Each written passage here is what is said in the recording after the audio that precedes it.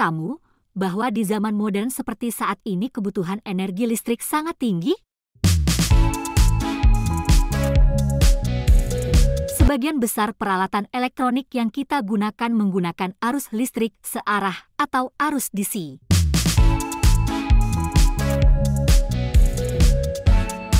Tanpa energi listrik, peralatan elektronik tidak akan dapat bekerja.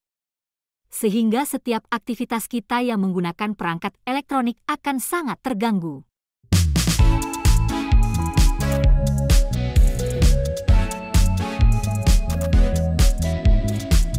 Lalu apa hubungan peralatan elektronik dengan energi listrik? Sebagian besar energi listrik digunakan untuk menjalankan peralatan elektronik.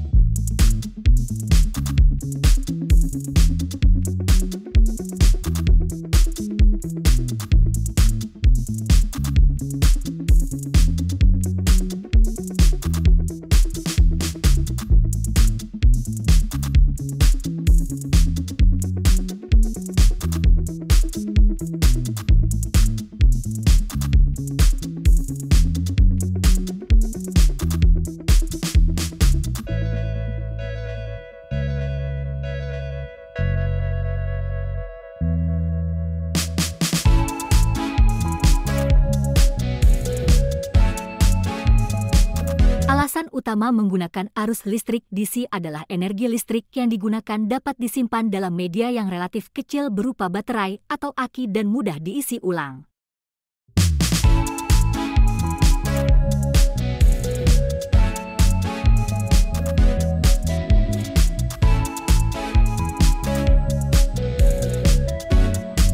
Hanya saja kekurangan pada arus listrik DC ini adalah energi yang tersimpan cepat habis, hanya bertahan beberapa jam saja dan harus segera diisi ulang.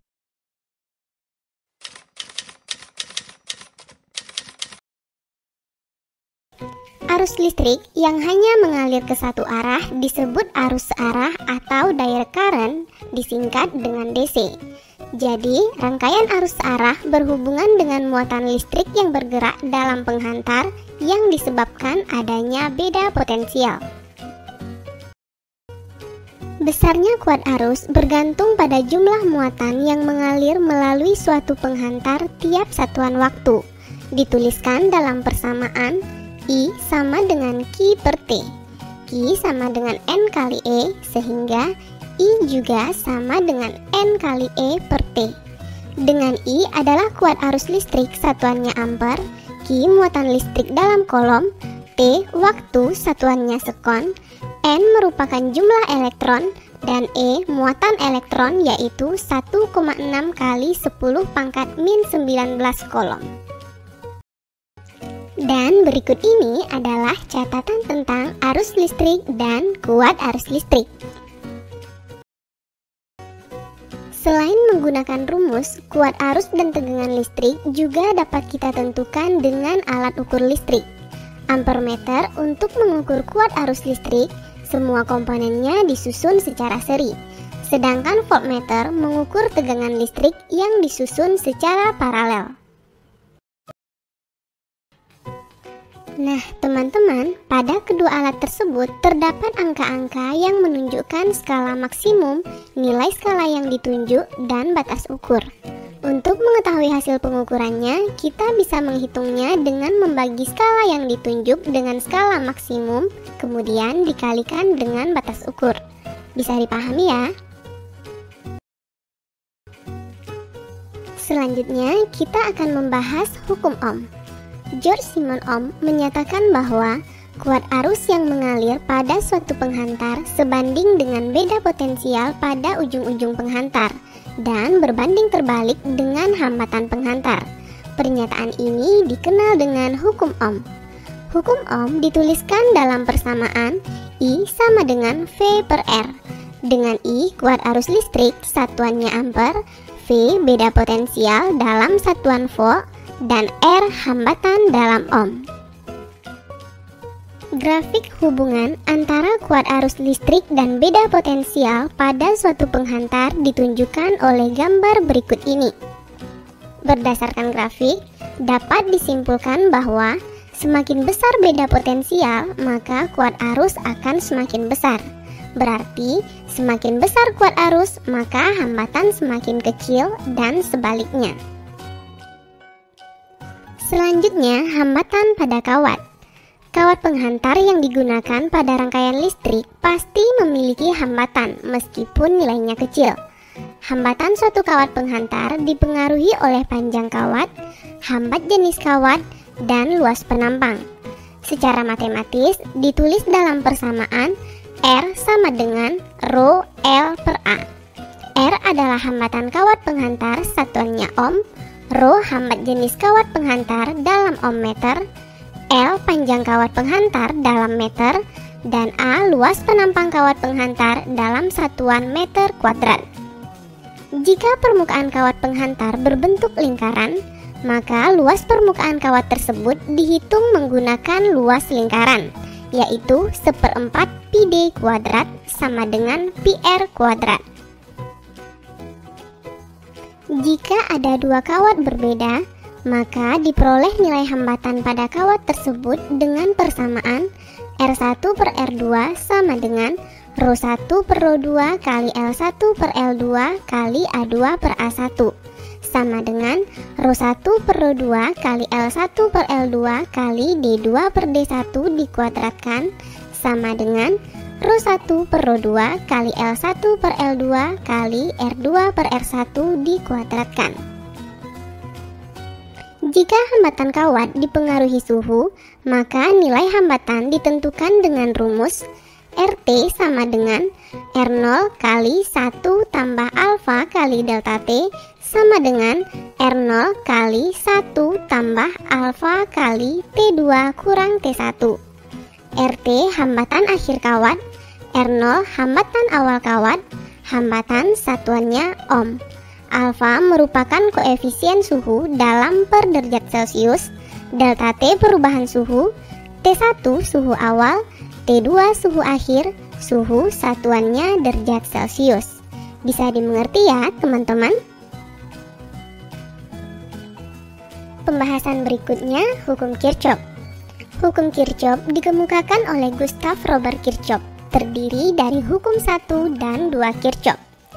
Hukum 1 Kirchhoff menyatakan bahwa jumlah kuat arus yang masuk ke suatu titik cabang besarnya sama dengan jumlah kuat arus yang keluar dari titik cabang tersebut.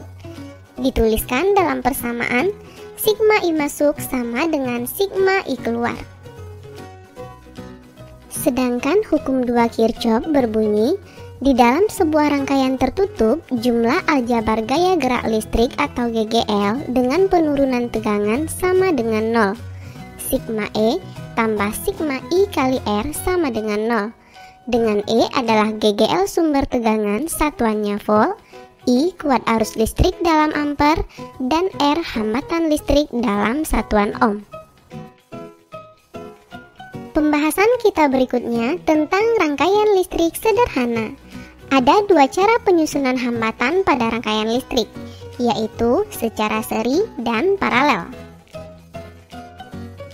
Yang pertama, kita akan membahas rangkaian seri. Rangkaian seri bertujuan untuk memperbesar hambatan dan berfungsi sebagai pembagi tegangan. Kuat arus yang mengalir pada tiap resistor sama, sehingga I1 sama dengan I2 sama dengan I.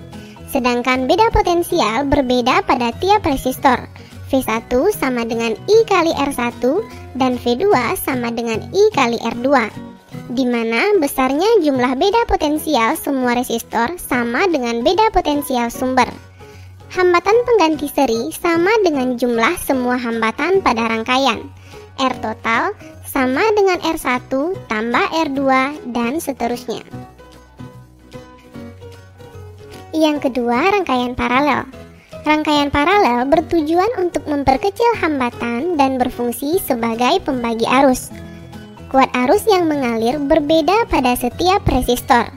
I adalah kuat arus total yang nilainya sama dengan penjumlahan kuat arus pada masing-masing resistor. Beda potensial sama pada setiap resistor. V1 sama dengan V2 sama dengan V. Hambatan pengganti pada rangkaian paralel dihitung dengan rumus 1/R total sama dengan 1/R1 tambah 1/R2 dan seterusnya. Oke, paham ya teman-teman? Pembahasan selanjutnya, gaya gerak listrik dan tegangan jepit. Perbedaan mendasar pada GGL dan tegangan jepit terlihat dari rangkaian. Beda potensial pada rangkaian terbuka atau rangkaian yang tidak dialiri arus listrik disebut GGL, sedangkan untuk rangkaian tertutup disebut tegangan jepit.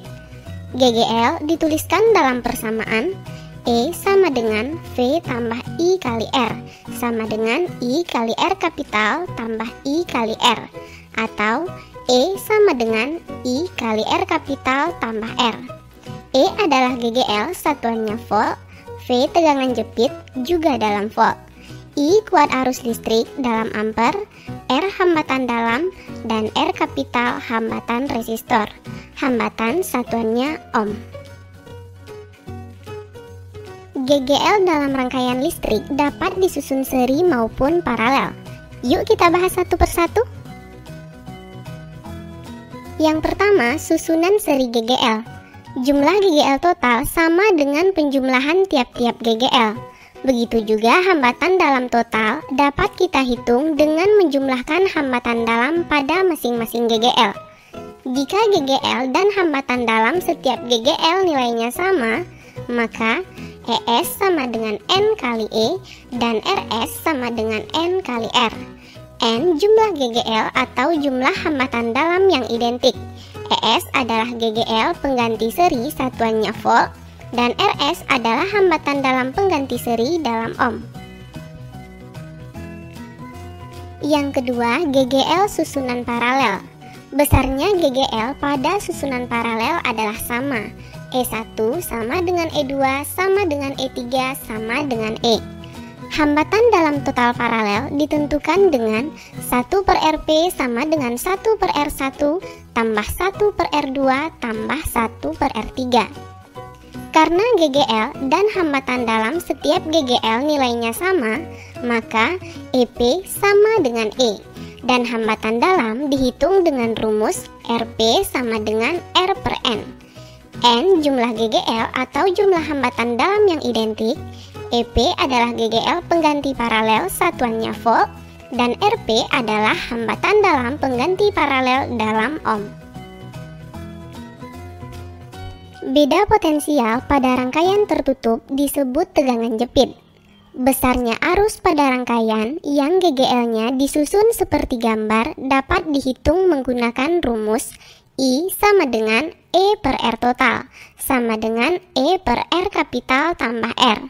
Dengan I kuat arus listrik satuannya ampere, E adalah GGL dalam volt, N banyak GGL yang identik, R hambatan dalam, dan R kapital hambatan resistor. Hambatan satuannya ohm. Tegangan jepit antara ujung A dan B atau VAB pada gambar dirumuskan dengan VAB sama dengan I kali R kapital sama dengan E dikurang I kali R. Dan pembahasan terakhir pada video ini adalah rangkaian tertutup. Pada rangkaian tertutup, arah arus listrik di luar sumber tegangan mengalir dari kutub positif ke kutub negatif. Beberapa ketentuan pada rangkaian tertutup antara lain, penentuan arah loop bebas dengan ketentuan, jika arah loop searah dengan arah arus listrik, penulisan arus bernilai positif. Dan jika arah loop berlawanan dengan arah arus listrik, penulisan arus bernilai negatif. Kemudian, arah loop juga berpengaruh terhadap penulisan nilai GGL. Jika arah loop pertama kali menyentuh kutub positif, GGL bernilai positif. Dan jika arah loop pertama kali menyentuh kutub negatif, GGL bernilai negatif. Rangkaian listrik tertutup dapat berupa rangkaian listrik tertutup tunggal atau satu loop dan rangkaian listrik tertutup majemuk atau dua loop. Berikut ini kita akan menentukan arus pada rangkaian tertutup tunggal. Langkah pertama, kita tentukan arah loop. Lalu gunakan hukum 2 Kirchhoff sehingga I sama dengan E1 tambah E2 per R1 tambah R2. Oke teman-teman, sampai di sini bisa dipahami ya.